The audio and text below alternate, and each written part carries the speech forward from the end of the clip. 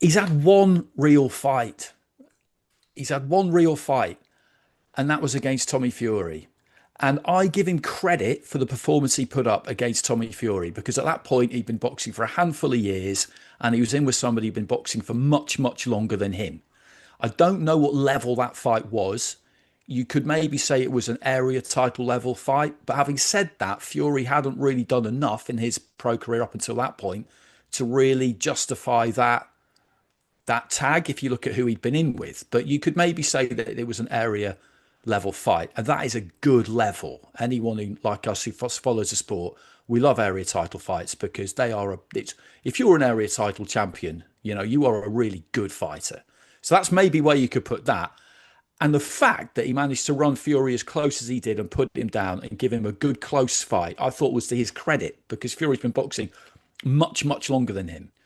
So that gave us a benchmark as to where he was actually at that point 2 years ago. All the other fights have been against fighters who are either MMA fighters or retired boxers or both or whatever, but they're basically against people who aren't coming to win. They're there for the money and they might give it a bit of a crack for a while and then that's it. And yeah, he does look like he's improving, but those kind of fights are like a gym session. It's kind of easy to look good in those fights because you're being allowed to do pretty much what you want to do. So how much better he's got since Fury, I would say he has got better, but it's impossible to know how much better. One thing he definitely isn't is a world level fighter.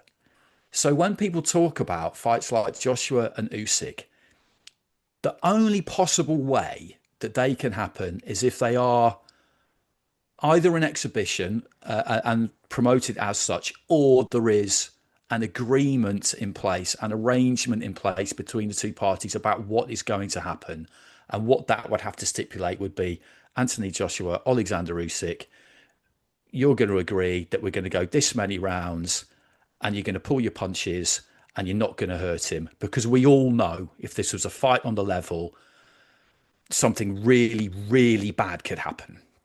That's the only way it can happen. It can't happen as a legitimate contest because the British Boxing Board of Control, for example, would never sanction it. You'll find a commission in America who will, because you just always do over there. But it would be incredibly irresponsible and dangerous to allow that fight. And there can't be anyone in the Jake Paul business, surely, who would want to see him have a legitimate contest against either of those two, because you're just putting him in incredible danger.